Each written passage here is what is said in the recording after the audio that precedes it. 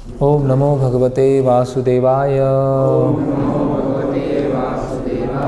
ओम नमो भगवते वासुदेवाय।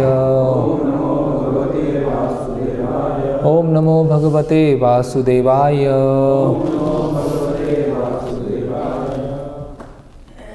श्रीमद् भागवतम स्कंद 1 अध्याय 18 श्लोक क्रमांक 13। तुल्याम लवेन अपि ना स्वर्गम ना अपुना भवम भगवत संगी संगस्य मर्त्यानां किमा उत आशीषः तुल्यां लवेनापि न स्वर्गं न पुनर्भवम् भगवत संगी संगस्य मर्त्यानां किमुताशिषः। शब्दार्थ: तुल्याम के साथ तुलना करना, लवेन क्षण मात्र से, अपि भी, ना कभी नहीं, स्वर्गम स्वर्गलोक, ना तो, अपना भवम पदार्थ से मोक्ष, भगवत संगी भगवत भक्त, संगस्य संगति का, मर्त्यानाम मरने वालों का, किम क्या रखा है, उत कहने में, आशीषः सांसारिक आशीर्वाद, वर।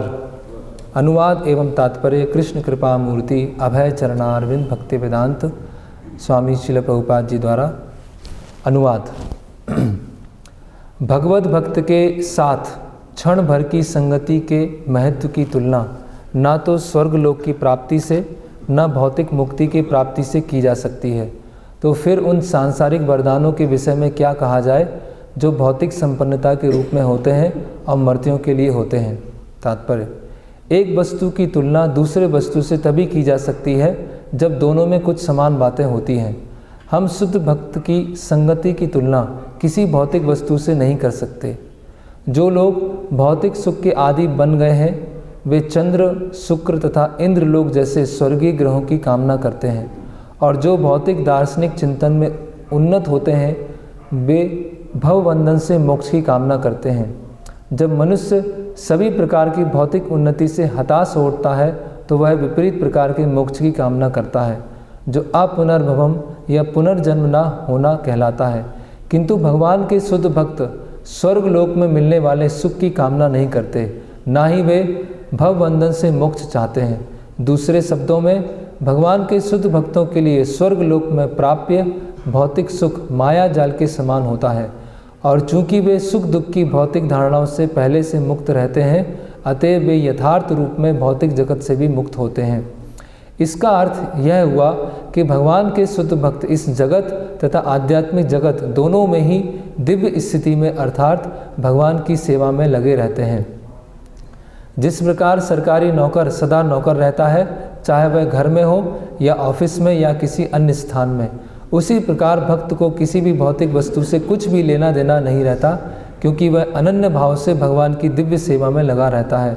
चूँकि उसे किसी भौतिक वस्तु से कोई सरोकार नहीं रहता, अतएव उसे भौतिक वरदानों से क्या मिलने वाला है, चाहे वह राजपद हो या इससे भी बड़ा कोई अन्य पद, जो ये शरीर के नष्ट होते ही समाप्त हो जाते हैं। भक्ति में सेवा शाश्वत है, इसका कोई अंत नहीं होता, क्योंकि यह आध्यात्मिक होती है। अतः चूँकि शुद्ध भक्ति की निधियाँ भौतिक निधियों से भिन्न होती है, अतएव दोनों की तुलना नहीं है। शुद्ध गोस्वामी भगवान के शुद्ध भक्त थे, अतएव नैमिषारण्य के ऋषियों के साथ उनकी संगति अद्वितीय है। भौतिक जगत में निपट भौतिकतावादी की संगति गर्हित समझी जाती है। भौतिकतावादी को योषित संगी कहा जाता है, क्योंकि उसकी आसक्ति भौतिक मायाजाल अर्थात स्त्रियों तथा अन्य साथ समाज से होती है। ऐसी आसक्ति आबद्ध है, क्योंकि इससे जीवन के वरदान तथा संपन्नता दोनों दूर चले जाते हैं। इसका बिल्कुल उलट है भागवत संगी, जो सदैव भगवान के नाम, यश, गुण आदि की संगति में रहता है। ऐसी संगति सदैव वांछनीय है, पूजनीय है, प्रशंसनीय है और इससे जीवन का सर्वोच्च लक्ष्य माना जा सकता है। ओम अज्ञानतिमिरन्धस्य ज्ञानंजनं शलाकया चक्षुरुन्मिलितमेनं तस्मै श्री गुरुवे नमः।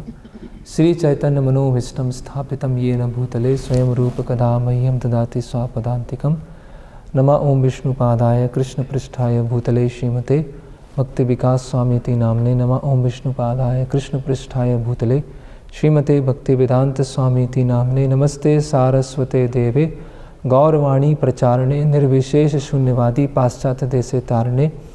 नमः ओम विष्णुपादाय कृष्णपृष्ठाय भूतले श्रीमते भक्ति सिद्धांत सरस्वती नामिने। श्री वार्षभानिवि देवी दयिताय कृपाब्धे कृष्ण संबंध विज्ञान दायिने प्रभवे नमः। माधुर उज्ज्वल प्रेमाढ्य श्री रूपानुगा भक्तिदा श्री गौर करुणा शक्ति विग्रहाय नमस्तुते। नमस्ते गौरवाणी श्री मूर्ते दीनतारणे रूपानुगा विरुद्ध अपसिद्धांत ध्वंत हारणे। जय श्री कृष्ण चैतन्य प्रभु नित्यानंद श्री अद्वैत गदाधर शिवासादि गौर भक्तवृंद। हरे कृष्णा कृष्णा कृष्णा हरे हरे, हरे राम राम राम हरे हरे। हरे कृष्णा। तो आज श्रील भक्ति सिद्धांत सरस्वती ठाकुर उनका तिरोभाव उत्सव है और इसको विरह उत्सव भी कहते हैं। और ये उत्सव इसीलिए है क्योंकि शुद्ध भक्तों का आगमन और शुद्ध भक्तों का इस भौतिक जगत से जाना दोनों ही क्या होता है, ऑस्पिशियस होता है। इसीलिए उसको उत्सव की तरह मनाते हैं। क्योंकि शुद्ध भक्त इस भौतिक जगत में आते हैं तो उससे पहले भी भगवान की सेवा में लगे रहते हैं। जब यहाँ से जाते हैं तो भी भगवान की सेवा में हमेशा लगे रहते हैं। तो उनका जो कुछ समय के लिए इस भौतिक जगत में आना, वो हमारे लिए ऐसा लगता है कि उनका जन्म हुआ है और धीरे धीरे वो बड़े हुए हैं, भक्ति में साधना किया है, उच्च अवस्था को प्राप्त की है और फिर एक दिन इस भौतिक जगत को छोड़कर चले गए, है ना। तो इसीलिए उनकी प्रकट और अप्रकट लीला ऐसा हम कहते हैं। जैसे भगवान की भी प्रकट और अप्रकट लीला है। भगवान कृष्ण जब यहाँ पर आते हैं तो उनकी वो प्रकट लीला है और जब भगवान यहाँ से चले जाते हैं तो वो अप्रकट लीला चालू हो जाती है। अप्रकट लीला मतलब वो हमारे आँखों से ओझल हुए हैं लेकिन और कहीं उनकी वो लीला चल रही है ना।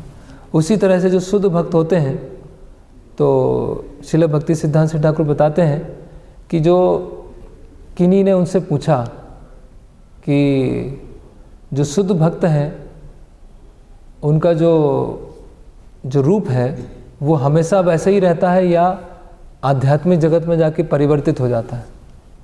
आचार्यों का जो रूप है वो हमेशा एक जैसा रहता है। जैसे प्रभुपाद है तो श्रील प्रभुपाद हमारी दृष्टि के सामने आए और बाद में फिर वो चले गए। तो जाने के पश्चात वो प्रभुपाद वैसे ही हैं या आध्यात्मिक जगत में जाके उनका आध्यात्मिक रूप हो गए। तो भक्ति सिद्धांत श्री ठाकुर बताते हैं कि जो शुद्ध भक्त हैं या आचार्य हैं उनके दो रूप होते हैं। एक रूप होता है कृष्ण लीला में और एक रूप होता है चैतन्य लीला में। तो जो रूप चैतन्य लीला में होता है वो भी नित्य होता है और जो रूप कृष्ण लीला में होता है वो भी नित्य होता है। तो भक्ति सिद्धांत श्री ठाकुर बता रहे हैं कि जो आचार्य हैं और चैतन्य महाप्रभु के जो पार्षद हैं, अभी जहाँ चैतन्य महाप्रभु की लीला चल रही होगी वहाँ पर वो भी हैं। वहाँ भी भक्ति सिद्धांत श्री ठाकुर आएंगे प्रचार करने, वहाँ भी श्रील प्रभुपाद प्रचार करने आएंगे। और जितने भी आचार्य हैं चैतन्य महाप्रभु के पार्षद हैं वो अपने नित्य रूप में कृष्ण लीला में भी हैं। तो एक ही भक्त के दो रूप चल रहे हैं। अब वो कैसे संभव है, वो है अचिंत्य, वो हम नहीं समझ सकते। तो कृष्ण लीला में भी जैसे कि भक्ति सिद्धांत श्री ठाकुर के बारे में आता है कि भगवान श्री कृष्ण के जो सबसे सर्वश्रेष्ठ भक्त हैं, सबसे सर्वश्रेष्ठ भक्त है ना, वो हैं गोपियाँ, है ना। जो गोपियाँ हैं, गोपियों में जो सर्वश्रेष्ठ हैं वो है श्रीमती राधा रानी। और भगवान श्री कृष्ण को श्रीमती राधा रानी का सबसे जो सुंदर जो लगता है वो है उनका चेहरा, है ना। उनका जो फेस है, दिव्य मुख है, वो सबसे मतलब उनको जो उनको आकर्षित करता है, अट्रैक्ट करता है भगवान श्री कृष्ण को, वो है श्रीमती राधा रानी का चेहरा।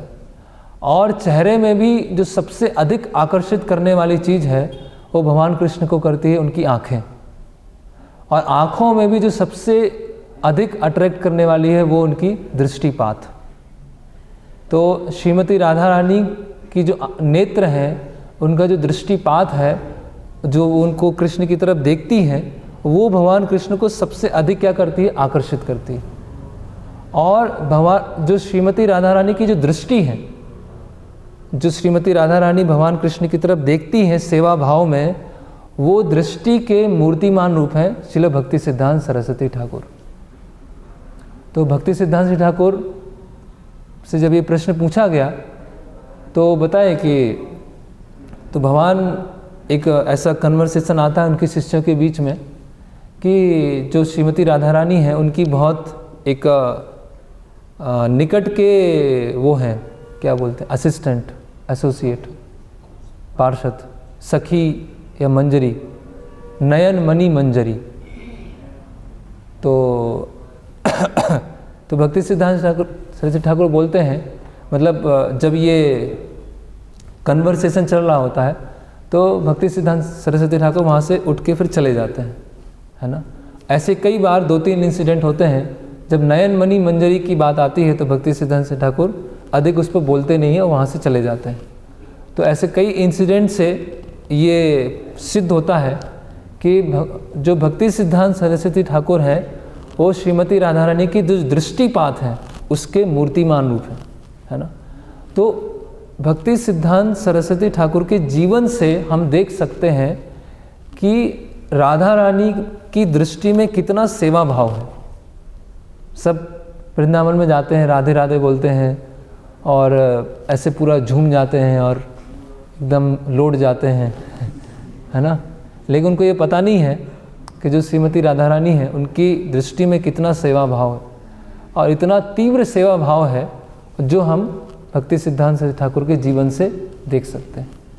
तो भक्ति सिद्धांत सरस्वती ठाकुर ने के जीवन पर उनके शिष्यों ने मिलकर एक बायोग्राफी लिखा था। बायोग्राफी को क्या बोलेंगे, जीवनी लिखी थी, है ना, जिसका नाम था सरस्वती जयश्री। तो ऐसा बताया जाता है कि वो जो सब सारे डॉक्यूमेंट्स, सारे पेपर इकट्ठे किए गए थे तो उसका जो साइज़ था, उसका जो पूरा मतलब माप था, वो महाभारत से ही बड़ा हो गया था। महाभारत में कितने श्लोक हैं?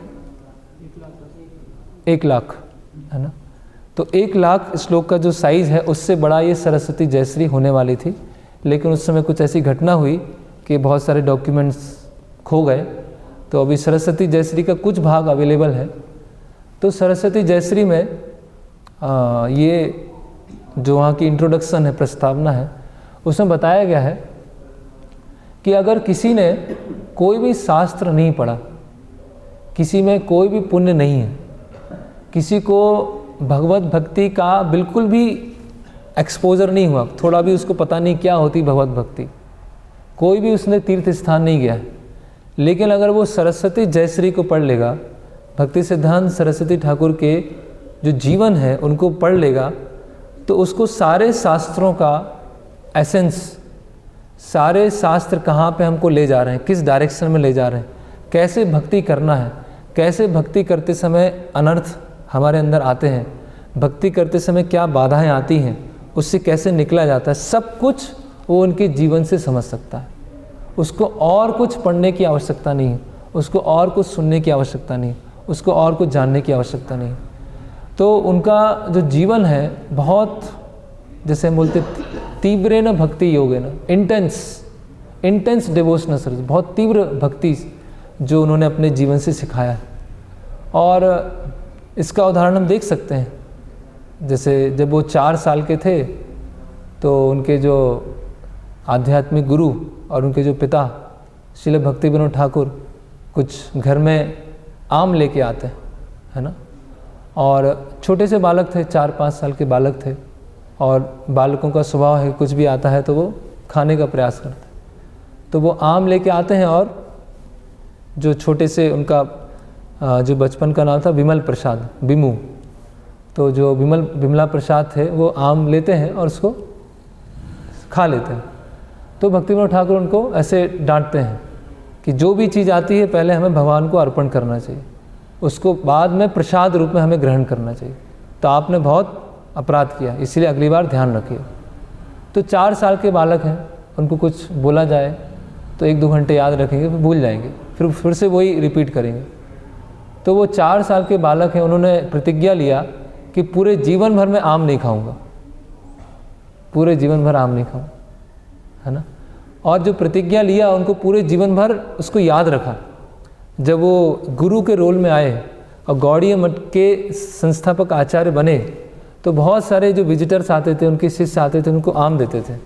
तो बोलते थे मैं तो बहुत बड़ा अपराधी हूँ, मैं आम नहीं खा सकता, है ना, इसीलिए आप इसको भगवान को आप अर्पण कीजिए और अन्य लोगों को बांट दीजिए। तो उन्होंने कभी आम नहीं खाया पूरे जीवन भर। सोचिए, अगर हम ऐसा नियम सोचें तो कुछ बचेगा नहीं हमारे लिए। तो ये है श्रीमती राधा रानी की दृष्टि, ये है सेवा भाव कि भगवान की सेवा के अतिरिक्त और कुछ नहीं, है ना। तो इसीलिए ऐसा परम पूज्य भक्ति विकास स्वामी महाराज उन्होंने एक बुक संकलित की है, श्री भक्ति सिद्धांत वैभव। उसमें बताया है, और इस श्लोक में भी ये बताया भागवतम में, कि ऐसे भक्तों का क्षण मात्र संग, ऐसे भक्तों का भगवत संगी संगस्य मर्त्यानाम किमुतासिसा, ऐसे भक्तों का क्षण मात्र संग भी बहुत सारे शास्त्रों से पढ़ना, बहुत सारे तीर्थ यात्रा करना, बहुत सारे पुण्य कार्य करना, उससे भी अधिक श्रेष्ठ है ऐसे भक्तों का संग लेना, है ना। तो मर्त्यानाम किमुतासिसा मतलब भक्तों का, जो शुद्ध भक्त हैं, आचार्य हैं, उनका क्षण मात्र संग भी स्वर्ग जाने से भी अधिक श्रेष्ठ है। इस भौतिक जगत से जो मुक्ति मिल जाए, मोक्ष मिल जाए, उससे भी अधिक श्रेष्ठ है। तो इस संसार की भौतिक वस्तुएं उसके सामने क्या लग रही हैं। कोई संसार की वस्तुओं हमको दे, है ना, इंद्र का पद या कोई दूसरा उच्च पद प्राप्त हो, समृद्धि प्राप्त हो, और एक जगह भगवत संग है। तो प्रभुपाद बोल रहे हैं कि एक वस्तु की तुलना दूसरे वस्तु से तब की जा सकती है जब कुछ समानता हो, जब कुछ सिमिलरिटी हो, तब तो हम तुलना करते हैं कि हाँ ये 100 गुना है और ये 10 गुना है। लेकिन जो भगवत भक्ति संगस्य, जो भक्तों का संग है, उसकी इनसे कुछ तुलना ही नहीं है। भौतिक जगत की वस्तु से कोई तुलना नहीं है उसकी। तो इसीलिए जो शुद्ध भक्त हैं और श्रील भक्ति सिद्धांत सरस्वती ठाकुर हैं, ऐसे शुद्ध भक्त पूरे ब्रह्मा जी के दिन में 2 या 3 ऐसे शुद्ध भक्त होते हैं जो आते हैं, है ना। ऐसे बहुत रेयर हैं, और उस संप्रदाय में हमको आने का अवसर मिला है ना। भक्ति सिद्धांत सरस्वती ठाकुर उन्होंने एक गीत लिखा है, परंपरा जानो भालो मते, कि जो परंपरा है उसको अच्छे तरह से समझिए, है ना। गौरांगेरा निज जन, है ना, कि हम किसके वंशज में हैं, हम चैतन्य महाप्रभु के वंशज हैं, हम चैतन्य महाप्रभु के वंश में आते हैं। तो वो वंश को हमें अच्छी तरह समझना है, वो हमारा वास्तविक वंश है ना। तो कुछ हम आज श्रील भक्ति सिद्धांत सरस्वती ठाकुर उनके बारे में समझने का प्रयास करेंगे। और ये ऐसे ही है जैसे हम अनंत शेष अपने अनंत मुखों से अनंत काल से भगवान के बारे में गुणगान कर रहे हैं, उसी तरह से उनके जो शुद्ध भक्त हैं, एक्चुअली शुद्ध भक्तों का गुणगान अधिक होना चाहिए, है ना। जन्माष्टमी से भी अधिक आज के दिन का सेलिब्रेशन होना चाहिए। क्यों? क्योंकि उन शुद्ध भक्तों के माध्यम से ही हम जन्माष्टमी, रामनवमी, गौर पूर्णिमा मना पा रहे हैं, है ना। हम में से पहले बहुत सारे लोग कृष्ण को जानते होंगे, अपने घर में कृष्ण पूजा होती है, जन्माष्टमी मनाते हैं, रामनवमी मनाते हैं, सब पता ही होगा। जिनका भारत में जन्म हुआ है, मुस्लिम को ही पता है, मुस्लिम भी हैं, वो भी अपने कभी कभी बच्चों को तैयार करते हैं, है ना, उनको ही पता है। लेकिन वास्तव में कृष्ण कौन है ना। वास्तव में भक्ति क्या है, अभक्ति क्या है, मिश्रित भक्ति क्या है, वास्तव में सहजीय कौन है, मायावाद क्या है, शुद्ध भक्ति क्या है, वो किन्होंने बताया, वो हमारे आचार्य ने बताया। उनके माध्यम से हम कृष्ण भक्ति समझ पा रहे हैं, उनके माध्यम से हम भगवत गीता समझ पा रहे हैं। इसीलिए हमारे लिए गौड़ीय जो वैष्णव हैं उनके लिए भक्तों की जो सेवा है, भक्तों का गुणगान है, वो भगवान के गुणगान से और भगवान की सेवा से भी अधिक श्रेष्ठ है ना। यहाँ पर भक्ति सिद्धांत ठाकुर एक उनका कोट है, वो लिखते हैं कि भक्तों की सेवा भगवान की सेवा से अधिक ज़्यादा श्रेयस्कर है। जो भगवान के संग से हमें लाभ हो सकता है उससे कहीं अधिक लाभ भक्तों के संग से होगा। और जो भगवान का स्थान है या भगवान का धाम है उससे भी अधिक श्रेयस्कर है जो भक्तों का स्थान है, जो भक्त जहाँ पर उनका प्रकट हुए हैं, जहाँ उन्होंने अलग अलग सेवाएं की, कार्य किए, है ना। तो गौड़ी वैष्णव संप्रदाय है, उसमें दो महत्वपूर्ण शब्द हैं, एक है आश्रय विग्रह और एक है विषय विग्रह। ये बहुत इंपॉर्टेंट टर्म्स हैं, आश्रय विग्रह और विषय विग्रह। आश्रय विग्रह मतलब जहाँ पर भक्ति देवी ने आश्रय ले रखा है वो है आश्रय विग्रह, जहाँ पर भक्ति देवी ने आश्रय ले रखा है। और विषय विग्रह मतलब जिसके लिए आश्रय ले रखा है वो है विषय, ऑब्जेक्ट, है ना। तो जो विषय विग्रह है वो कौन है? वो है कृष्ण भगवान। और आश्रय विग्रह कौन है? भक्त। तो भक्ति देवी ने कहाँ आश्रय ले रखा है?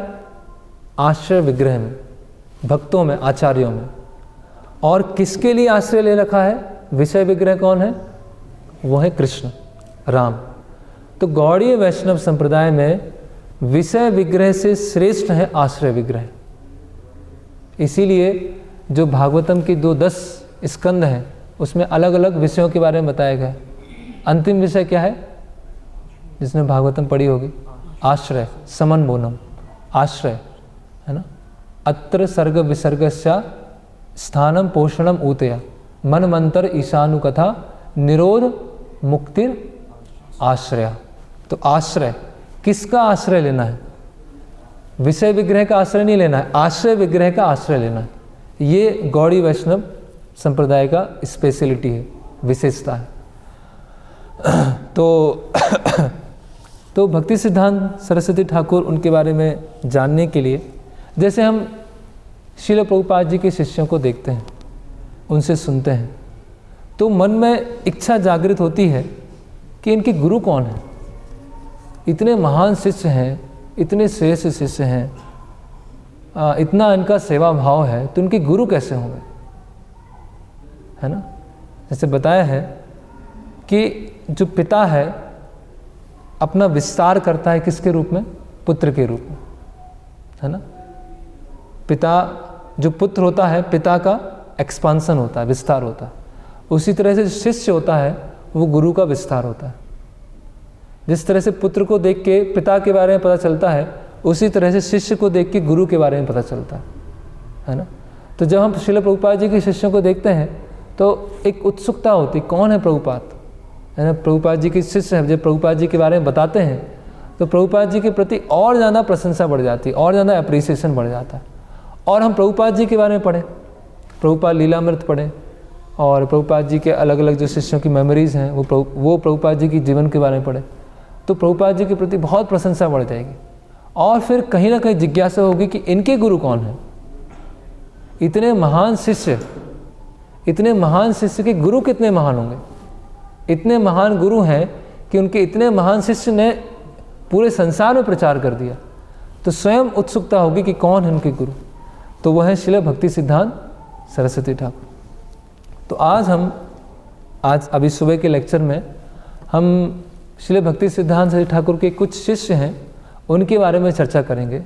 चर्चा करने का उद्देश्य ये है कि कैसे उनके जीवन में परिवर्तन आया, है ना। जैसे एक जो पत्रिका है बैक टू गॉड हेड, भगवत दर्शन, उसमें कभी कभी आर्टिकल आते हैं कि हम कृष्ण भावनामृत में कैसे आए। तो भक्त अपने वो बताते हैं कि पहले हम ऐसे करते थे, जीवन में ये किया, अलग अलग, फिर भक्तों का संग मिला, बुक्स मिली, फिर धीरे धीरे हम भक्ति में आए। तो उसको पढ़ के, उसको सुन के एक प्रेरणा मिलती है ना, कि भगवान की जो कृपा है किस रूप में आती है। भगवान की कृपा भक्तों के रूप में आती है, भगवान की कृपा पुस्तकों के रूप में आती है, भगवान की कृपा मंदिरों के रूप में आती है। ऐसे भगवान की कृपा कैसे हमारे जीवन में इंटर किया, कैसे प्रवेश किया। उसी तरह उनके जो शिष्य हैं, जैसे जब परम पूज्य भक्ति विकास महाराज जी पुस्तक लिख रहे थे तो वो एक भक्ति सिद्धांत ठाकुर के एक शिष्य उनसे मिले, जति शेखर प्रभु। तो जति शेखर प्रभु से महाराज का काफ़ी वार्तालाप हुआ और जति शेखर प्रभु ने महाराज को कहा कि हमारी जो परंपरा है वो क्या है, लायन परंपरा है। लायन परंपरा मतलब सिंह परंपरा। तो श्रील सरस्वती ठाकुर को आचार्य केसरी बोलते थे, है ना, सिंह गुरु, है ना। तो जति शेखर प्रभु बोलते हैं कि एक शेर जो है वो शेर को ही जन्म देता है ना। शेर और किसी को जन्म नहीं देगा। एक बार प्रभुपाद जी के साथ किसी का कन्वर्सेशन था तो किसी ने पूछा कि जो दूसरे गुरु हैं उनके तो बहुत सारे फॉलोअर्स हैं, बहुत सारे शिष्य हैं, है ना, और हमारे इस्कॉन में तो बहुत कम लोग आते हैं, बहुत कम फॉलोअर्स हैं। तो प्रभुपाद जी ने कहा था या किन्हीं सन्यासी ने कहा था, प्रभुपाद जी के शिष्य बोले कि जो मतलब थोड़ा ग्रॉस एग्जाम्पल है कि पूरे साल में सूअर के कितने बच्चे होते हैं, कई बच्चे होते हैं, 6, 7, 8 बच्चे होते हैं, लेकिन शेर का कितना होता है, एक ही होता है। लेकिन वो सूअर के हैं और ये शेर का है। वो है 6, 7 लेकिन वो एक भी क्या है, बहुत सारे लोगों पर भारी पड़ेगा। तो उसी तरह से वो जति शेखर प्रभु बताते हैं कि हमारी क्या है, वो लायन परंपरा है ना। तो हमारे जो गुरु थे भक्ति सिद्धांत ठाकुर वो क्या थे, शेर की तरह थे।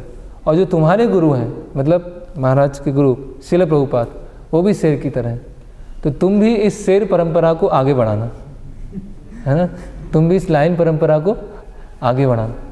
तो उनकी कुछ शिष्यों के माध्यम से कुछ हमें हिंट मिलेगा कि कैसे उनकी जीवन परिवर्तित हुआ और कितने वो स्ट्रॉन्ग फॉलोअर थे, कितने पक्के थे, कितने दृढ़ थे, है ना, कितने डिटरमाइन थे।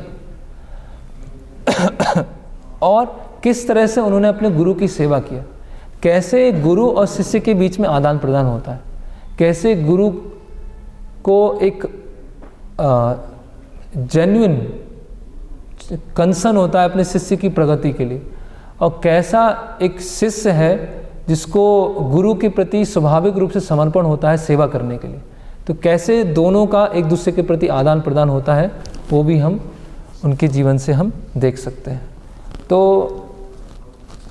सबसे पहले हम उनके एक शिष्य हैं उनके बारे में देखेंगे, और ये बहुत प्रमुख शिष्य हैं, प्रमुख शिष्यों में से एक शिष्य हैं। इनका नाम है कुंज बिहारी प्रभु, श्रीपाद कुंज बिहारी विद्याभूषण प्रभु, है ना। जिन्होंने प्रभुपाद लीलामृत पढ़ी होगी उसमें भी ये आते हैं, कुंज बिहारी प्रभु, अनंत वासुदेव प्रभु।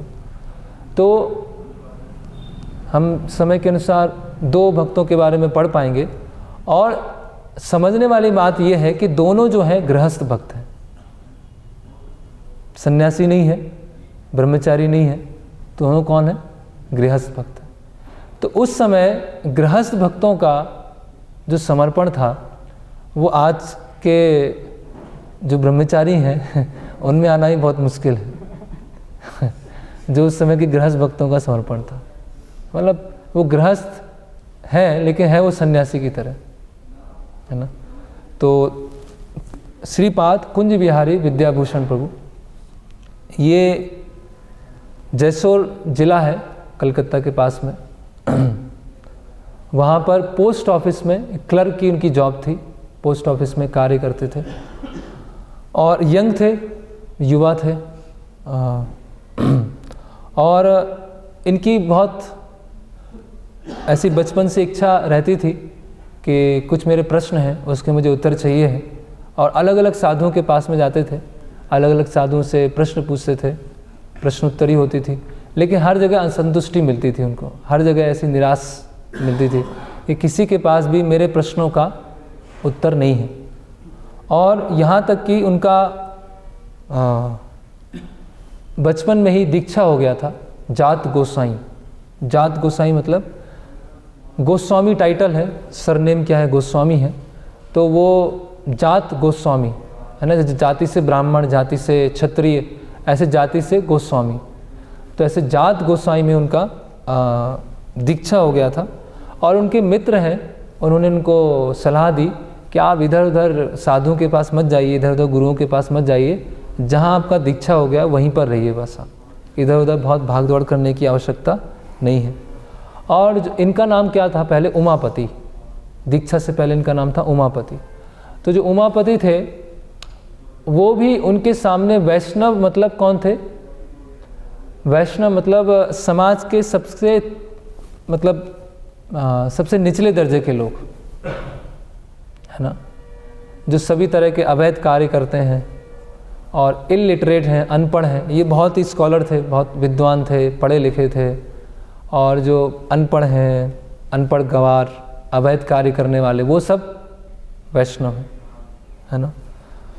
और ऐसी सोच उस समय बंगाल के सभी एजुकेटेड यूथ्स थे, जो युवा थे, उनके मन में यही थी कि वैष्णव मतलब समाज के सबसे घृणित लोग, है ना। तो अलग अलग स्कॉलर्स के पास में वो जाते थे, लेकिन हर जगह निराशा मिलती थी। तो 1914 में जब पता चला कि नवद्वीप मायापुर, वहाँ पर गौर पूर्णिमा का उत्सव है, तो उनके मित्र ने कहा कि चलो हम साथ में चलते हैं, मायापुर नवद्वीप होके आते हैं। तो पहले तो उन्होंने मना किया कि मुझे ये सब यहाँ इधर उधर सब नहीं जाना है।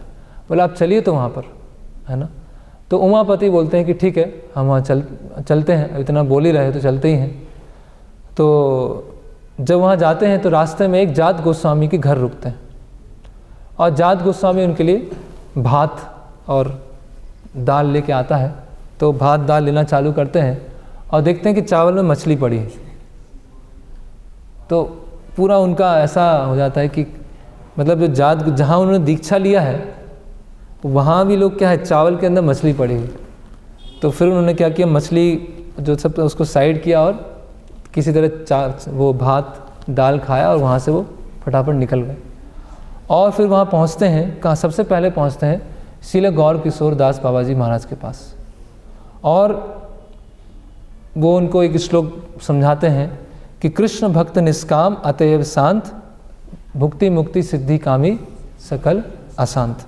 तो बताते हैं कि जो कृष्ण भक्त है वो ही वास्तव में शांत हो सकता है। जो भोग करना चाहता है, जिसको सिद्धि चाहिए है और जिसको मुक्ति चाहिए, भगवान की सेवा से स्वतंत्र मुक्ति चाहिए, वो सब क्या रहेंगे, अशांत रहेंगे, सब बेचैन रहेंगे। लेकिन वास्तव में शांत कौन रहेगा अंदर से, वो कृष्ण भक्त निष्काम अतएव शांत। तो ये उन्होंने पहली बार ऐसा सुना किन्हीं महान वैष्णव से। फिर उन्होंने उमापति और उनके मित्र ने गौर किशोर दास बाबा जी महाराज से आशीर्वाद लिया और वो आगे बढ़े और कहाँ पहुँचते हैं, मायापुर पहुँचते हैं। और मायापुर में गौर पूर्णिमा का उत्सव चल रहा था और भक्ति सिद्धांत ठाकुर बैठे हुए थे और उनके शिष्य बैठे हुए थे और उमापति वहाँ जाके बैठ जाते हैं और श्रील सरस्वती ठाकुर प्रवचन देना प्रारंभ करते हैं। और चैतन्य महाप्रभु का जो प्रसिद्ध श्लोक है उस पर प्रवचन देते हैं, ब्रह्मांड भ्रमिते कौनो भाग्यवान जीव, गुरु कृष्ण प्रसादे पाए भक्ति लता बीच। तो कितना लिंक हो गया, ब्रह्मांड भ्रमिते कौनो भाग्यवान जीव। तो उमापति घूम रहे हैं बंगाल में और गुरु कृष्ण प्रसादे पाए भक्ति लता बीच, कि वो आ गए यहाँ मायापुर में गौर पूर्णिमा के दिन आ गए। और फिर और भी श्लोक उनको सुनाते हैं। तो जब उनका लेक्चर वो सुनते हैं तो उमापति को इतना विश्वास तो हो जाता है कि जो वैष्णव हैं वो ही बहुत विद्वान होते हैं, है ना। उनके पास भी क्या है, एक ठोस फिलॉसफी है। ऐसे नहीं है वो लोग सुपरफिशियल सहजिया जैसे नहीं है, ये अवैध कार्य करने वाले नहीं है। उनके बाद भी क्या है, स्ट्रॉन्ग फिलॉसफी। लेकिन उनके प्रवचन में, श्रील सरस्वती ठाकुर के प्रवचन में जो जात गोस्वामी हैं उनकी बहुत भर्त्सना की थी उन्होंने, बहुत ज़्यादा। तो बोले ये बोले तो अच्छा है, लेकिन ये मतलब उनका जो अटैचमेंट था जात गोस्वामी के प्रति, उनसे दीक्षा लिया था, उन्हीं की भर्त्सना किया। तो बोले अच्छा है, लेकिन ठीक है, अभी मैं कलकत्ता वापस जाता हूँ, और इस उद्देश्य से गए कि अभी दोबारा वापस मायापुर नहीं आऊँगा, है ना, दोबारा मैं इनका प्रवचन सुनने नहीं आऊँगा। ऐसा उन्होंने निश्चय कर लिया उमापति ने। फिर ये घटना हुई 1914 में। फिर 1915 में नवंबर, 1.5 साल के बाद श्रील गौर किशोर दास बाबा जी महाराज का तिरुभाव हुआ, और वो उस तिरुभाव को अटेंड करने के लिए उमापति फिर जाते हैं यहाँ कुलिया मायापुर, फिर से आते हैं अपने मित्र के साथ में। और वहाँ के जो कुछ लोग थे वो बोलते हैं कि मायापुर में जो एक मंदिर है, वहाँ पर बाबा जी महाराज के शिष्य हैं, उनको आप लेके आइए, है ना, यहाँ पर कुछ उत्सव की तैयारी करनी है। तो उमापति जाते हैं अपने मित्र के साथ फिर से दोबारा दूसरी बार उनके जो गुरु हैं, जो गुरु होने वाले आगे, उनसे मिलने के लिए। और श्रील सरस्वती ठाकुर बहुत उस समय दुखी थे, क्योंकि उनके गुरु का तिरुभाव हो गया था, तो बहुत दुखी थे। और बोलते हैं सरस्वती ठाकुर दुख में बोलते हैं कि मैं अपने गुरु महाराज का बेचा हुआ पशु हूँ। I am a sold out animal at the lotus feet of my Gurudev. मेरी कोई स्वतंत्रता नहीं है, मुझे नहीं पता है कि मैं प्रसाद कहाँ ग्रहण करूँगा। अगर कृष्ण मुझे प्रदान करेंगे तो मैं ग्रहण करूँगा, अन्यथा ग्रहण नहीं करूँगा। तो ऐसे कुछ अपने आप से कुछ बोल रहे थे वो। और ऐसे जब उमापति आते हैं तो 2 घंटे वो अकेले बैठ के उनको प्रवचन देते हैं, वो और उनके मित्र, और 2 घंटे वो बताते हैं ऐसे इनफॉर्मल। और जब उनको सुनते हैं, और सुनने के बाद उमापति के अंदर इतना परिवर्तन आता है कि ये वास्तव में वास्तविक गुरु हैं। और तुरंत कलकत्ता जाते हैं और 2 महीने की छुट्टी लेते हैं पोस्ट ऑफिस से, और 2 महीने की छुट्टी लेके तुरंत मायापुर आते हैं, और 2 महीने वहीं रहते हैं श्रील सरस्वती ठाकुर के साथ में, है ना। लेकिन अभी भी कहीं ना कहीं उनका रामकृष्ण मिशन के प्रति बहुत वो था, अटैचमेंट था उमापति का, क्योंकि बंगाल मतलब वही रामकृष्ण परमहंस विवेकानंद, वो तो उनके प्रति उमापति का थोड़ा सा वो था, प्रशंसा। और सरस्वती ठाकुर उनका पूरा काट छाट चालू थी। तो जब 2 महीने में कुछ दिन बचे हुए थे, तो उनको लगा ये तो बहुत ही, उनकी क्यों निंदा करते हैं। ठीक है, बहुत अच्छा बोल रहे हैं, शास्त्रों से बोल रहे हैं, एकदम ठोस बोल रहे हैं, लेकिन उनकी निंदा करने की ज़रूरत है। तो सोचा अब तो मैं जा रहा हूँ, अभी तो मैं कलकत्ता जा रहा हूँ, और हो गया, अब तो जो सुनना था सुन लिया। तो वहाँ पर एक दूसरे शिष्य थे, अनंत वासुदेव प्रभु, बोलते हैं कि नहीं, परमानंद प्रभु बोलते हैं कि आप थोड़े दिन और रुको, आप थोड़े दिन और रुकिए, फिर आप निर्णय लीजिएगा क्या करना। तो वो कुछ दिन और रुकते हैं, और जब और सुनते हैं उनको, तो उनको समझ में आ जाता है कि ये वास्तव में ऐसा नहीं कि उनके प्रति उनकी घृणा है या उनसे कुछ द्वेष है, वो जो गलत प्रचार कर रहे हैं, गलत बोल रहे हैं, उसके प्रति उनका खंडन कर रहे हैं। तो उनके वो शिष्य बनना स्वीकार जाते हैं। और फिर उमापति, उनका नाम होता है कुंज बिहारी दास, है ना। और कुंज बिहारी प्रभु को, क्योंकि पोस्ट ऑफिस में कार्य करते थे, पोस्ट ऑफिस में क्लर्क थे ब्रिटिश काल में, तो बहुत ही मैनेजमेंट में क्या थे, बहुत एक्सपर्ट थे। तो तुरंत ही उनको मैनेजमेंट की सेवा दे देते हैं भक्ति सिद्धांत सरस्वती ठाकुर। और तो यहाँ इस तरह से उनका दीक्षा हुआ, इस तरह से वो कन्विंस हुए। अभी आगे का उनका जो है, किस तरह से उन्होंने सेवा किया भक्ति सिद्धांत सरस्वती ठाकुर का, इसके बारे में हम चर्चा करेंगे।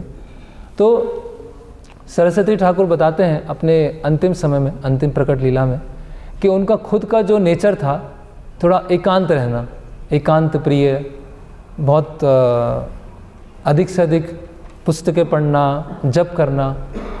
और उनकी इच्छा होती थी कि मैं एजुकेटेड लोगों को, आम जनता को कैसे प्रचार करूं, लेकिन उनका स्वभाव नहीं था कि बहुत अधिक जाके उनसे मिलना। लेकिन कुंज बिहारी प्रभु ने उस ब्रिज को बना दिया कि आम लोग जो हैं और जो एजुकेटेड लोग हैं, वो कैसे श्रील सरस्वती ठाकुर के पास में आए। वो कौन करते थे? कुंज बिहारी प्रभु ये सब कार्य करते थे। लोगों को लेके आते थे, अलग अलग जगह परमिशन लेते थे, अलग अलग जगह प्रॉपर्टीज़ खरीदते थे, है ना, मंदिर बनवाना, फंड कलेक्शन करना, और सब किनको लेके आते थे? अपने गुरु महाराज के पास में लेके आते थे। तो यहाँ महाराज लिख रहे हैं कि जो गौड़ीय मठ है वो कैसे खिलने लगा, है ना। गौड़ीय मठ बहुत विकसित हो गया, किसके द्वारा? श्रील सरस्वती ठाकुर उनका आध्यात्मिक बल और कुंज बिहारी प्रभु की जो संसार की वर्ल्डली एक्सपर्टीज कि संसार में कैसे कार्य किया जाता है, तो दोनों का क्या होगा, एक बहुत अच्छा कॉम्बिनेशन बन गया कि एक आध्यात्मिक रूप से बहुत उन्नत है और एक सांसारिक रूप से बहुत दक्ष है। तो दोनों के कॉम्बिनेशन से गौड़ी मठ फल फूलने लगा। गौड़ी मठ बहुत तेज़ी से आगे बढ़ते गए। और यहाँ बता रहे हैं उनको प्रेम से क्या बोलते थे, कुंजदा, है ना, कुंजदा, कुंज बिहारी प्रभु को सब कुंजदा, मतलब बड़े भाई की तरह कुंजदा। कुंजदा का अर्थ भी हम समझेंगे।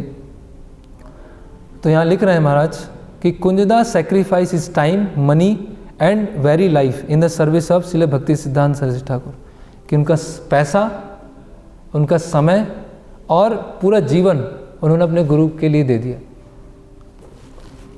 अभी वो जॉब कर रहे हैं पोस्ट ऑफिस में, गृहस्थ हैं, और कार्य देखिए क्या क्या कर रहे हैं।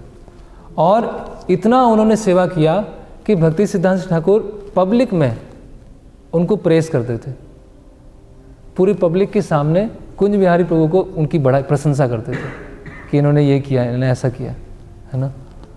तो यहाँ बता रहे हैं कि वो किस किस में एक्सपर्ट थे, डिज़ाइन में एक्सपर्ट थे, है ना, और प्रचार एडवर्टाइज करने में बहुत एक्सपर्ट थे।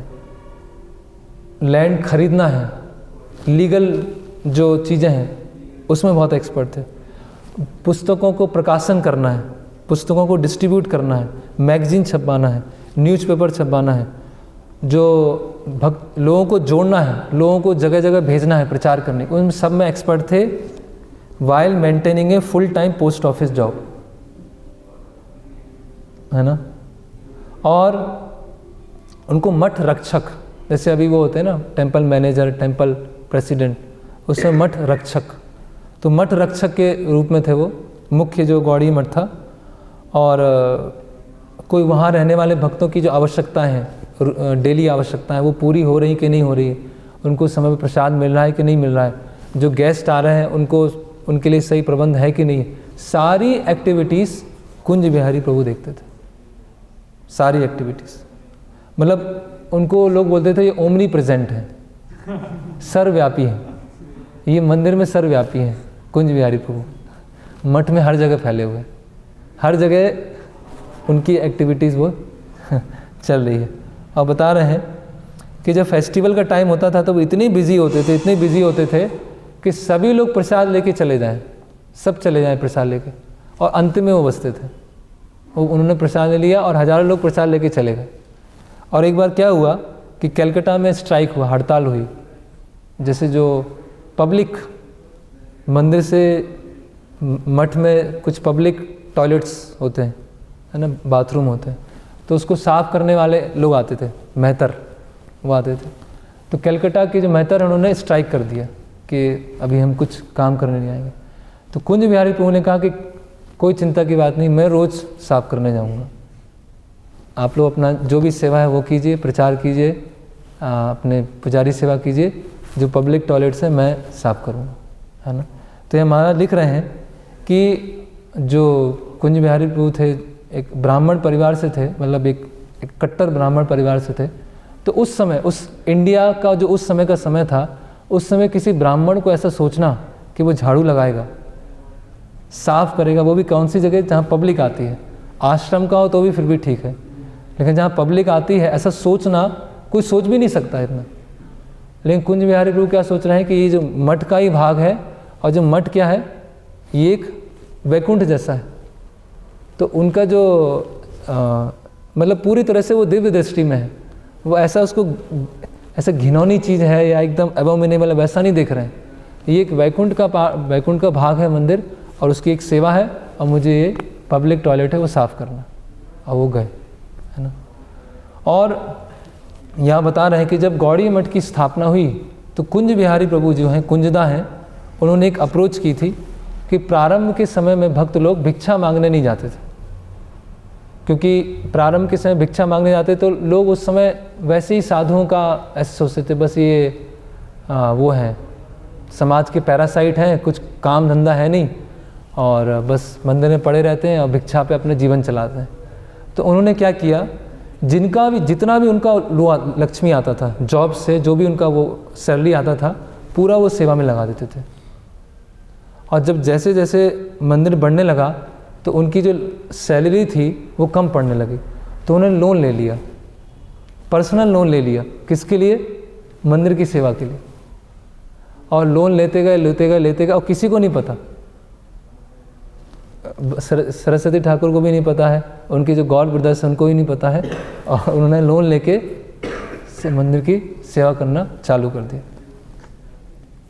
और जब कुछ समय के बाद लोन इतना बढ़ गया कि उनकी जो पोस्ट ऑफिस की जॉब से वो पैसा आना मतलब कमी पड़ने लगी, तो उन्होंने सोचा कि कुछ समय के लिए मैं कहीं ऐसी जगह जाके जॉब करता हूँ जिससे मैं लोन जल्दी से जल्दी चुका सकूँ और पूरी तरह से फिर से जैसे अभी मैं सेवा कर रहा हूँ वैसे ही सेवा कर पाऊँ। तो उनको एक जॉब का ऑफ़र आया इराक से। ये बात 1920 की बात है। तो इराक से एक ऑफ़र आया जॉब का कि वहाँ पर अगर जॉब करने आएंगे तो कम समय में आप अधिक लक्ष्मी मिल सकती है। तो क्योंकि वो नहीं चाहते थे कि सब उन पर ब्लेम करें, है ना, या उनके गुरु महाराज पे ब्लेम करें या उनकी संस्था पे ब्लेम करें, इसीलिए उन्होंने खुद की जिम्मेदारी समझा कि लोन मुझे चुकाना है। तो इसीलिए कुछ समय के लिए वो इराक जाते हैं और किसी को पता नहीं वो कहाँ गए। अचानक से वो भारत से बाहर इराक चले गए और श्रील सरस्वती ठाकुर को पता चला, अन्य शिष्यों को पता चला कि ऐसा हो गया कि कुंजदा जो हैं अभी वो कलकत्ता से इराक चले गए। तो सबको एकदम शौक लगा कि ये क्या हो गया, है ना। और यहाँ पर लिखा है कि श्रील सरस्वती ठाकुर बोल रहे हैं कि हमने बहुत सारी एक्टिविटी चालू की है, किसकी रिक्वेस्ट पर, किसकी रिस्पॉन्सिबिलिटी पर? कुंज बिहारी प्रभु की अभी वही चले गए, तो अभी मिशन कैसे बढ़ेगा, ये मठ आगे कैसे बढ़ेगा, है ना।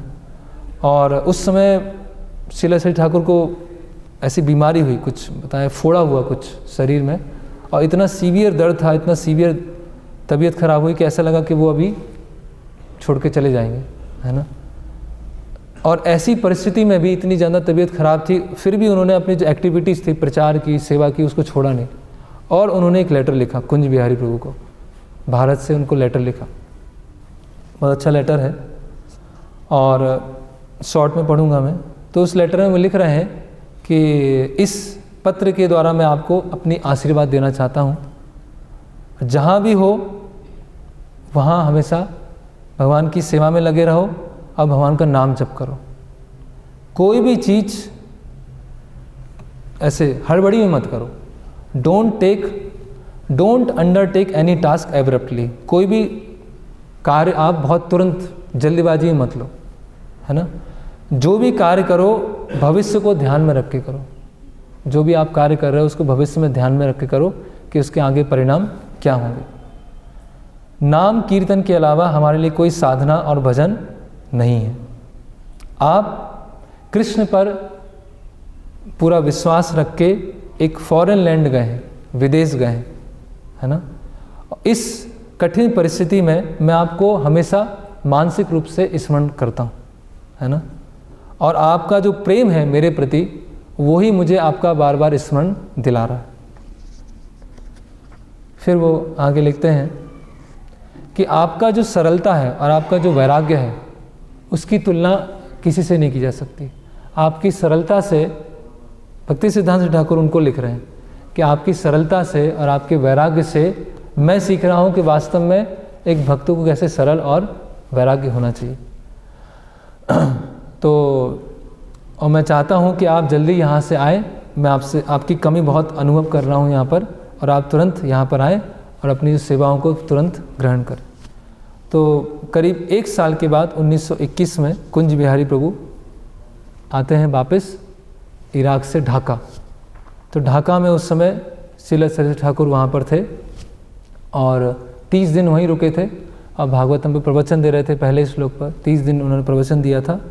और जैसे ही कुंज बिहारी प्रभु आते हैं और एकदम पूरा दंडवत प्रणाम करते हैं, और श्रील सरस्वती ठाकुर देखते हैं कि कुंज बिहारी प्रभु आ गए और उनको उठाते हैं, अपने गले से लगा लेते हैं और बोलते हैं कि कुंजदा इज बैक, कुंजदा वापस आ गया, है ना।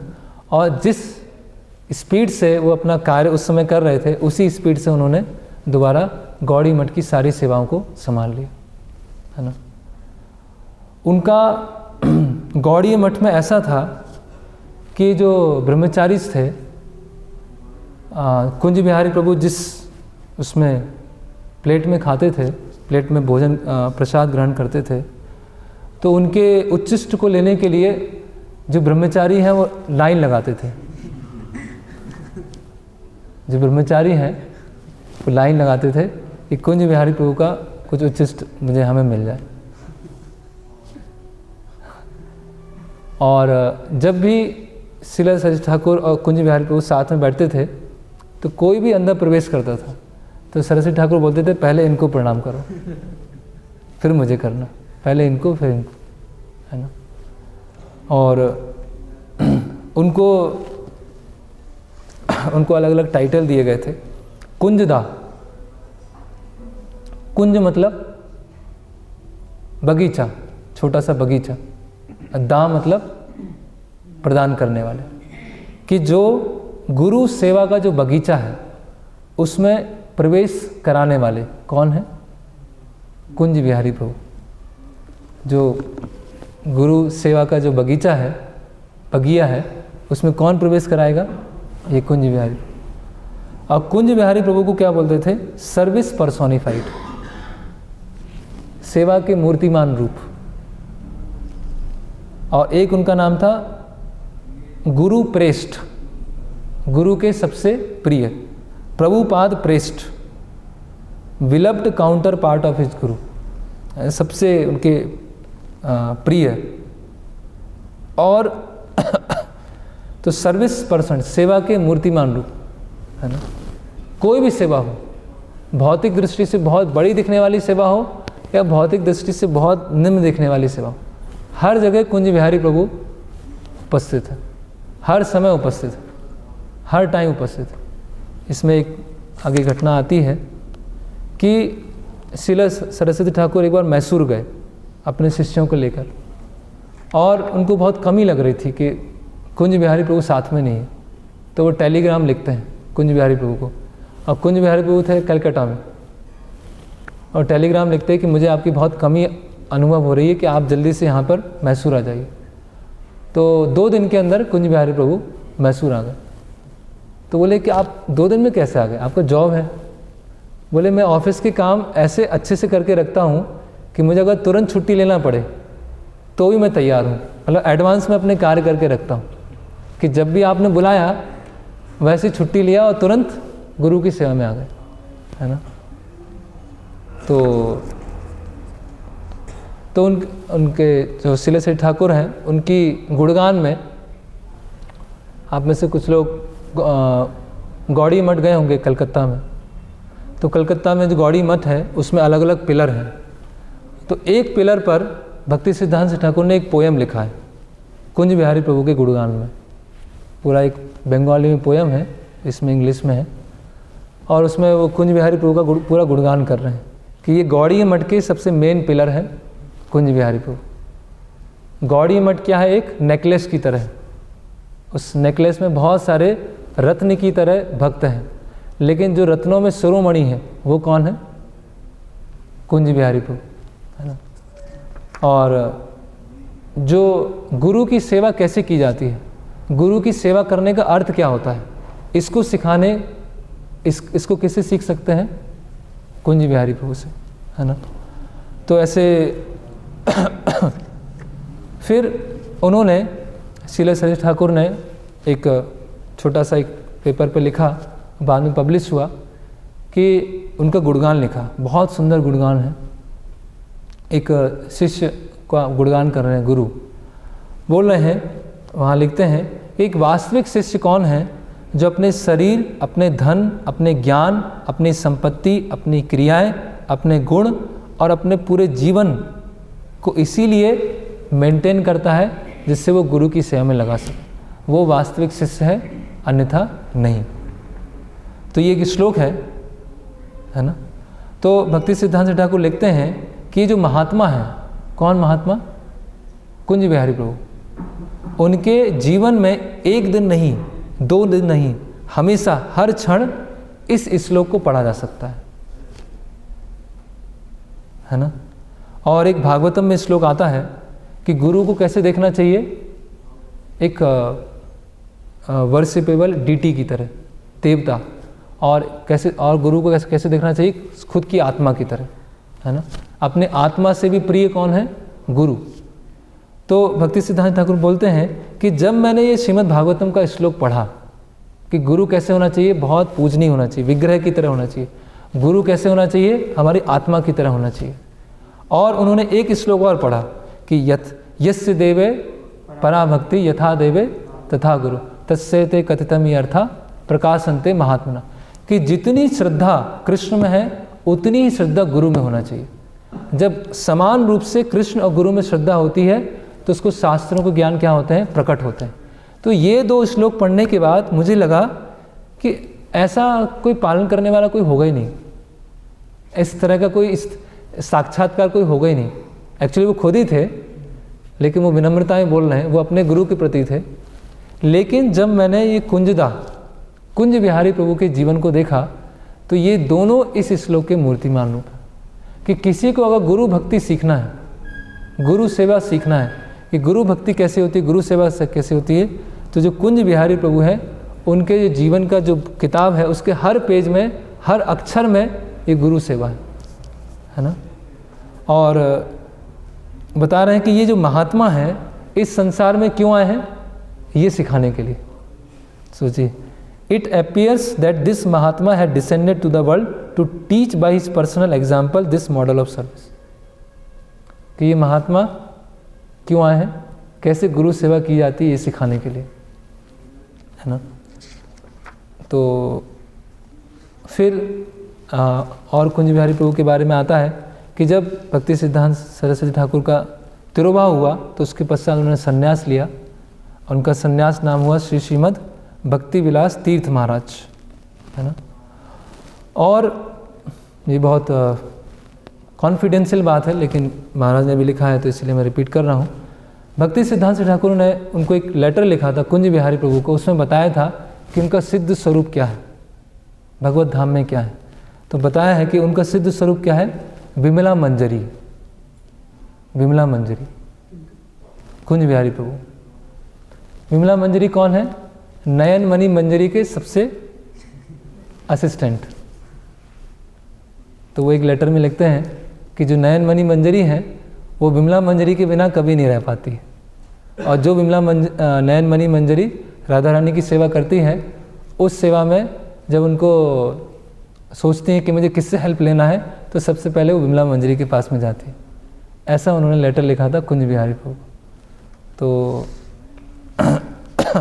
हम ये देख सकते हैं कैसे गुरु और शिष्य का संबंध है और किस तरह से कुंज बिहारी प्रभु ने सेवा किया। समय कम है तो एक भक्त उनके बारे में और देखते हैं। ये कुंज बिहारी प्रभु सर्विस पर्सोनिफाइड, सेवा में एकदम आगे, जो भी सेवा है उसमें, कैसी भी सेवा है रेडी, हर तरह की सेवा के लिए रेडी। अभी दूसरे शिष्य हैं जो क्या है, बहुत स्कॉलर है, बहुत विद्वान है, दोनों एकदम अलग अलग हैं लेकिन दोनों गुरु को प्रसन्न कर रहे हैं। तो इनका नाम है श्रीपाद नारायण दास भक्ति सुधाकर प्रभु, NK सेनेल। ये हिस्ट्री के प्रोफेसर थे और कलकत्ता का एक बहुत अच्छा कॉलेज है रेवेंसो कॉलेज, उसमें वो प्रोफेसर थे।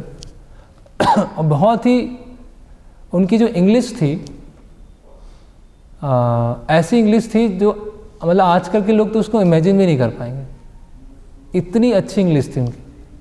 ऐसा बोलते हैं, मतलब बाहर के समाज में बोलते हैं कि जो शेक्सपियर है उसकी जो इंग्लिश है, पोइटिक लैंग्वेज इंग्लिश है, वो सबसे श्रेष्ठ है। लेकिन ऐसा बताते हैं कि भक्ति सिद्धांत ठाकुर और ये जो प्रोफेसर स्नेल भक्ति सुधाकर प्रभु, उनकी जो इंग्लिश थी वो शेक्सपियर से भी श्रेष्ठ थी। तो वो कटक में कॉलेज था उड़ीसा, वहाँ प्रोफेसर थे। तो एक बार क्या हुआ, कटक में श्रीला सरस्वती ठाकुर के एक शिष्य थे, सन्यासी शिष्य आते हैं प्रचार करने के लिए, तीर्थ महाराज, 1920 की बात है। तो वो उनसे सुनते हैं और सुन के बहुत प्रभावित होते हैं और उनको इच्छा होती है कि मैं थोड़ा और मुझे सुनना है। तो एक हफ्ते का वो छुट्टी लेते हैं और कहाँ जाते हैं, कलकत्ता जाते हैं। देखिए पहले के लोग छुट्टी लेते थे तो उनको सुनने की कितनी इच्छा होती थी, है ना, कि किन्हीं साधु के पास जाना है, मंदिर जाना है, वहाँ जाके सुनेंगे, सांस पढ़ेंगे, यात्रा में जाएंगे, है ना। आज लोग वैकेशन करते हैं तो अमेरिका जाएंगे, यूरोप जाएंगे, सिंगापुर जाएंगे, मतलब पूरा छुट्टी किस लिए बचा के रखते थे, जैसे ज़रूरत आने पर कहीं यात्रा में जाएं, ज़रूरत आने पर मंदिर में रुकें। तो वो एक हफ्ते की छुट्टी लेके कलकत्ता जाते हैं और सरस्वती ठाकुर वहाँ पर उपस्थित नहीं थे, तो उनके जो शिष्य थे उनसे वो सुनते हैं। और ये प्रोफेसर स्नेल कैसे थे, इनको वेस्ट का और ईस्ट का सारी फिलॉसफी पता था, मतलब उस समय के प्रोफेसर, है ना, आजकल के नहीं कि गूगल किया और पढ़ लिया, है ना, कोई सब्जेक्ट पढ़ाना है तो गूगल किया और उसका पढ़ के सुना दिया। उस समय तो सारी जितनी बुक्स थी सबका ज्ञान होता था। तो जब उन्होंने, एक भक्त वहाँ थे जो उनसे सुनना चालू किया और लेक्चर के बाद argument counter argument, argument counter argument, एक के बाद एक के बाद एक के बाद, और फिर वो हार गए, है ना, प्रोफेसर। और उन्होंने निश्चित किया कि यहाँ पर जेन्युइन साधु हैं, यहाँ पर जेन्युइन लोग हैं और मुझे अभी अपना जीवन है यहाँ समर्पित करना।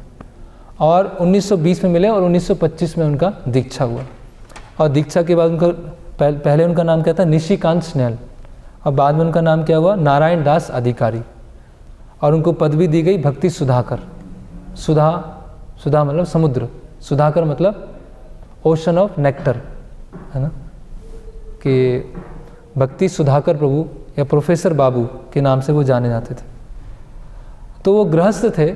अभी देखिए यहाँ बताया गया है कि कैसे वो आदर्श गृहस्थ थे, मतलब बहुत ही एक्सट्रीम एग्जाम्पल है लेकिन फॉलो करने योग्य है। उनकी जो इनकम थी, जो प्रोफेसर जॉब करते थे, 800 रुपये कमाते थे वो, और 800 रुपये सैलरी मिलती थी और 800 रुपये लेके अपने गुरु को दे देते थे। 100%। हम क्या बोलते हैं, 50% दान देना चाहिए, 25% अपने लिए और 25% इमरजेंसी के लिए। ऐसे गृहस्थों के लिए रूल है शास्त्रों में।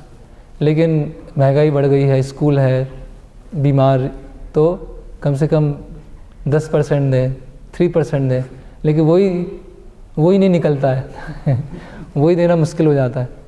तो 800 रुपीज़ सैलरी, 1920 की बात, और 800 रुपये उनको दे दिए पूरा का पूरा। और भक्ति सिद्धांत ठाकुर उसमें से 200 रुपये उनकी पत्नी को वापस दे देते कि आप इससे 200 रुपये से घर चलाइए। और बहुत एजुकेटेड थे और जैसे लोगों को पढ़ाते थे, एजुकेटेड लोग यूथ्स को पढ़ाते थे। और कॉलेज कैसे जाते थे, धोती कुर्ता, तिलक, कंठी माला, पूरे वैष्णव ड्रेस में, है ना। चतुर्मास आया तो चतुर्मास के पूरे नियम पालन करते थे, है ना। आज हमारे भक्त भी हैं तो अगर ऑफिस या बिजनेस जा रहे हैं तो वहाँ कई भक्त हैं जो तिलक, कंठी माला सब प्रॉपर तिलक लगा के जाते हैं। लेकिन कई भक्त उनको शर्म आती है कि क्यों हम तिलक लगा के बाहर के लोग पता नहीं क्या सोचेंगे, हमारा मजाक उड़ाएंगे, उनको शर्म आती। भगवान के भक्त कोई हमको देखेगा तो उसमें शर्म आ रही। भगवान के भक्त तो अपने आप को दिखाने में शर्म आ रही, और एक भोगी को भोगी के रूप में दिखाने में शर्म नहीं आ रही, है ना। तो वो तिलक लगा के ऐसे जाते थे। और क्या करते थे, सुबह घर में है ना, कॉलेज गए, कॉलेज पूरा अटेंड किया, कॉलेज से सीधे कहाँ पहुँचते थे, मठ पहुँचते थे, है ना। एक बड़ौदा में भक्त थे जो अपने ऑफिस जाते थे, अपनी कार में धोती कुर्ता रखते थे। वो ऑफिस पैंट शर्ट में गए, कार में धोती कुर्ता रखते थे, और ऑफिस से घर नहीं जाते थे, वो ऑफिस से मंदिर आते थे और मंदिर के कक्ष में जाते थे, चेंज करते थे, मंदिर की सेवाएं किया, जप किया, और रात में 8-9 बजे घर पहुंचते थे। ये तो अभी कुछ समय पहले की बात है। तो अधिकतर समय उनका मठ में बीता था। तो कई लोगों ने उनको कहा कि आप हमेशा मठ में ही रहते हैं, तो जॉब करने की क्या ज़रूरत है, फिर यहीं रहें। तो सरस्वती ठाकुर बोलते हैं कि इन्होंने ऑलरेडी सब कुछ भगवान को दे रखा है, इनको और कुछ चेंज करने की ज़रूरत नहीं है, जैसा है वह चलने दो, इनको कुछ छोड़ने की ज़रूरत नहीं है ना। और उनके जो परिवार के सदस्य थे वो बहुत विरोध करते थे भक्ति का, बहुत ज़्यादा विरोध करते थे। जितना ये विरोध करते थे उतना ही वो और भक्ति करते थे जितना घर वाले विरोध करें उतना और ज़्यादा भक्ति का। तो धीरे धीरे परिवार वाले चेंज होना चालू हो गए और चेंज पूरी तरह से वो चेंज हो गए।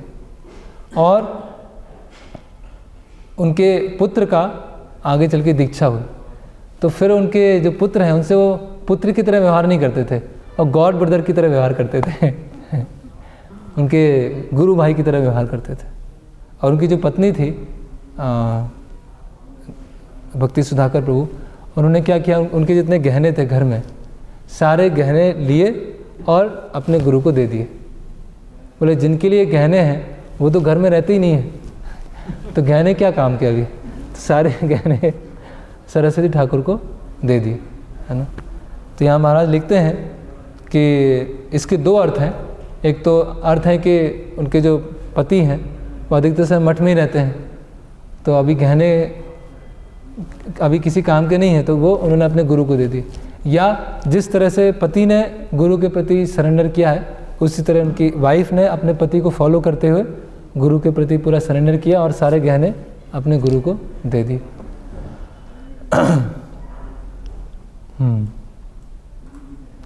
तो भक्ति सिद्धांत ठाकुर ने उनके प्रशंसा में एक लिखे कि हालांकि ये गृहस्थ हैं लेकिन है ये त्रिदंडी सन्यासी। हालांकि गृहस्थ हैं लेकिन है त्रिदंडी सन्यासी, क्योंकि उन्होंने कृष्ण की सेवा के लिए अपना मन शरीर सब दे दिए। कोई ब्रह्मचारी हो, सन्यासी हो, गृहस्थ हो, हर कोई सन्यासी बन सकता है। वास्तव में सन्यासी केवल बाहर से नहीं है, सन्यासी मतलब पूरी तरह से भगवान के प्रति समर्पित।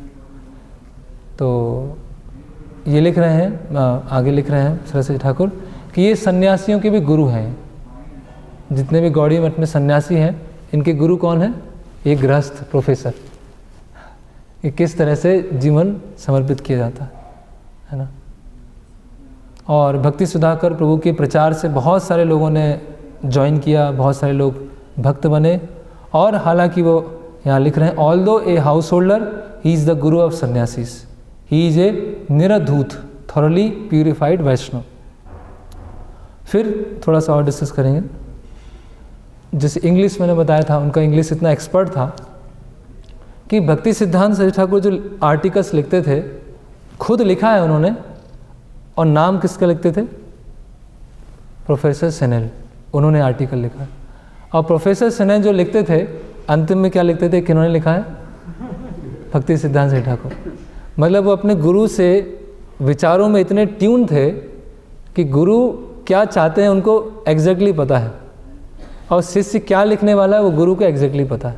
इतनी ज़्यादा उनकी फ्रीक्वेंसी मैच थी।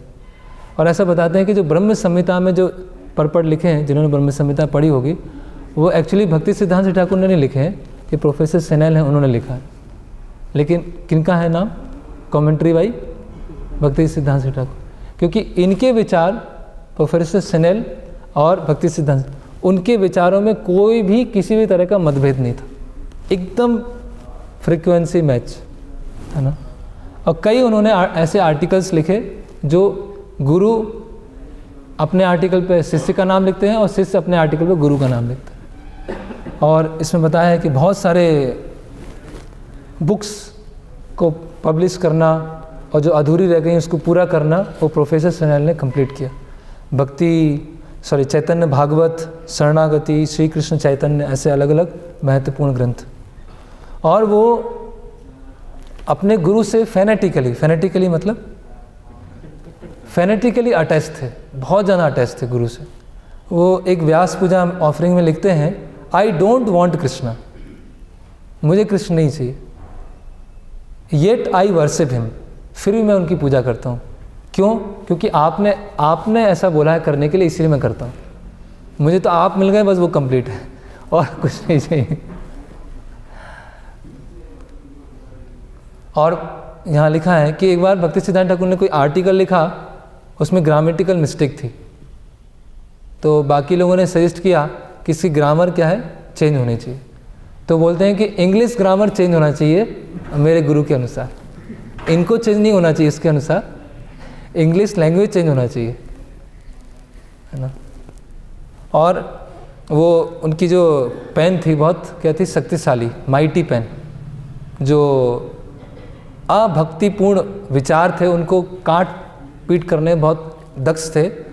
और उनके जो गुरु भाई सीनियर वैष्णव थे उनके साथ बहुत उनके अच्छे डीलिंग थे, और उनका व्यवहार ऐसा था कि किसी को, अपने गुरु भाइयों को ऐसे, उनको अंदर प्राइड नहीं था कि अपने गुरु के इतने क्लोज हैं, उनके अंदर प्राइड नहीं आया था।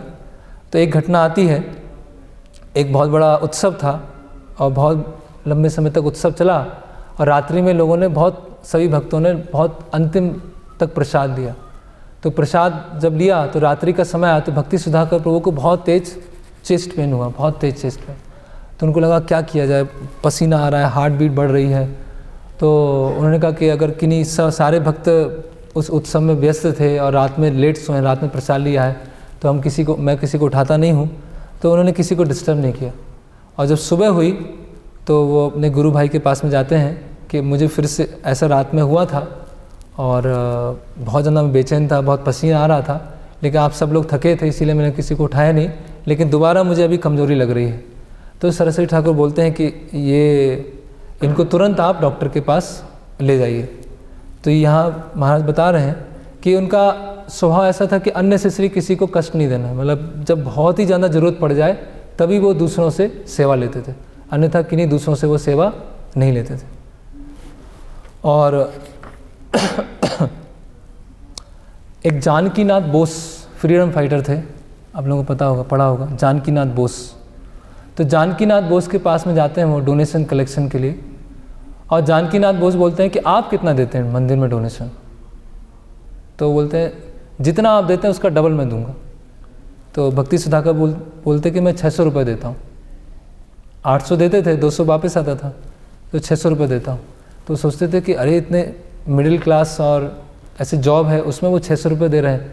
तो जानकीनाथ बोस अपने वचन के पक्के थे, तो उन्होंने 1200 रुपये देना चालू किया।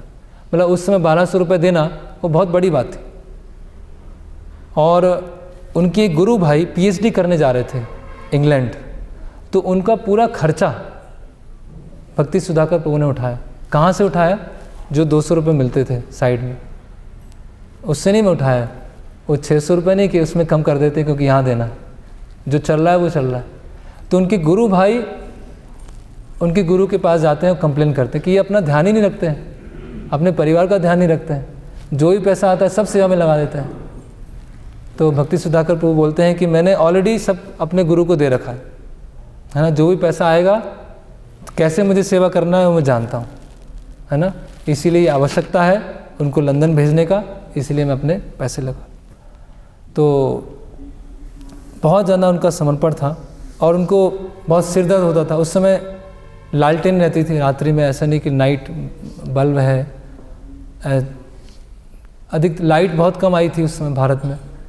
तो लालटेन में काम करते, कैरोसिन की लालटेन में काम करते थे। और उनको कुछ माइग्रेन की प्रॉब्लम थी, है ना। माइग्रेन जब ऐसे रोशनी में काम करते तो और बढ़ जाता है, सिर दर्द और बढ़ जाता है।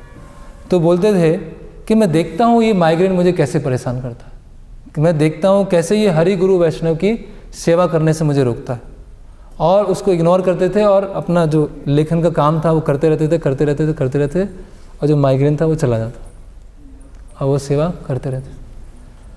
तो ऐसे उनके एक पास टाइम और आता है, उसके बाद हम विराम लेंगे, कि श्रील सतीश ठाकुर ने अपने 3 शिष्यों को इंग्लैंड भेजा था, लंदन भेजा था प्रचार करने के लिए।